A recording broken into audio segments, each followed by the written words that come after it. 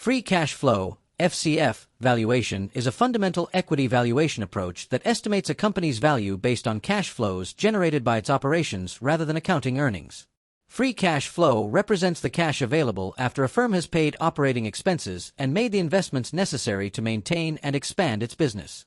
Unlike dividend-based models, FCF models do not depend on management's dividend policy and are therefore applicable to a broader range of companies.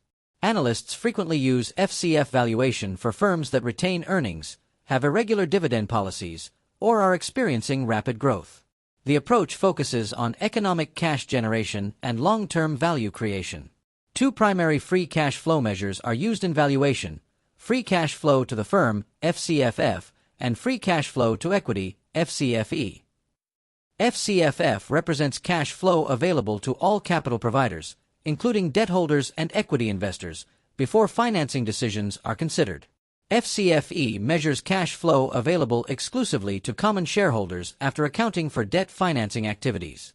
FCFF is discounted using the weighted average cost of capital, WACC, while FCFE is discounted using the required return on equity.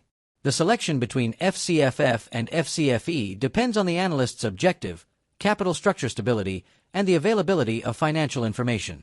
Fixed capital and working capital. A critical component of free cash flow analysis is understanding investments in fixed capital. Fixed capital refers primarily to long-term assets such as property, plant, equipment, and other productive resources that support future operations. Capital expenditures, CapEx, represent cash outflows used to acquire or maintain these assets and are deducted when calculating free cash flow. Companies with significant growth opportunities often require substantial capital investments, reducing near-term free cash flow but potentially increasing future earnings and cash generation. Analysts must carefully distinguish between maintenance capital expenditures, which sustain existing operations, and expansion expenditures that support future growth and value creation. Working capital investments also play an important role in free cash flow computation. Net working capital generally includes current operating assets minus current operating liabilities and reflects the short-term resources required to support business operations. Growth in receivables and inventories typically consumes cash, while increases in payables provide financing and release cash. Consequently, increases in net working capital reduce free cash flow, whereas decreases increase available cash. Because working capital requirements vary across industries and business models, analysts must evaluate historical trends and future operational needs to produce realistic forecasts of future free cash flow and company value. The relationship between operating performance, fixed capital investment, and working capital investment forms the foundation of free cash flow forecasting. Strong earnings growth does not necessarily translate into strong free cash flow if significant reinvestment is required. Fast-growing companies often exhibit lower current free cash flow because substantial resources are committed to expanding productive capacity and supporting increased sales. Conversely, mature firms with limited investment opportunities may generate substantial free cash flow despite modest earnings growth.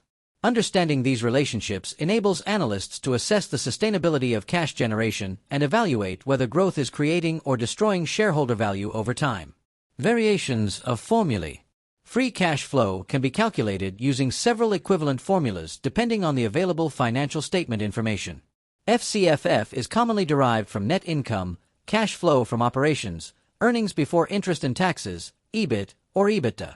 Regardless of the starting point, the objective is to isolate cash generated by operations before financing activities. Adjustments typically include adding back non-cash charges such as depreciation, accounting for taxes, and subtracting investments in fixed and working capital. Analysts should understand the relationships among these alternative formulations because different companies and financial databases may provide varying levels of financial detail. FCFE calculations incorporate financing decisions by adjusting FCFF for net borrowing and debt repayments. When a company raises additional debt, cash becomes available to equity holders, increasing FCFE. Conversely, debt repayment reduces cash available to shareholders. As a result, FCFE can fluctuate significantly due to changes in capital structure even when operating performance remains stable. Analysts must carefully forecast financing activities when using FCFE valuation models. Firms with highly leveraged or rapidly changing capital structures often present challenges for FCFE forecasting, making FCFF-based valuation approaches more practical and reliable in certain situations. The various free cash flow formulas ultimately seek to estimate the present value of future cash flows generated by a business. While different computational approaches may begin with different accounting measures, they should converge to consistent valuation conclusions when applied correctly.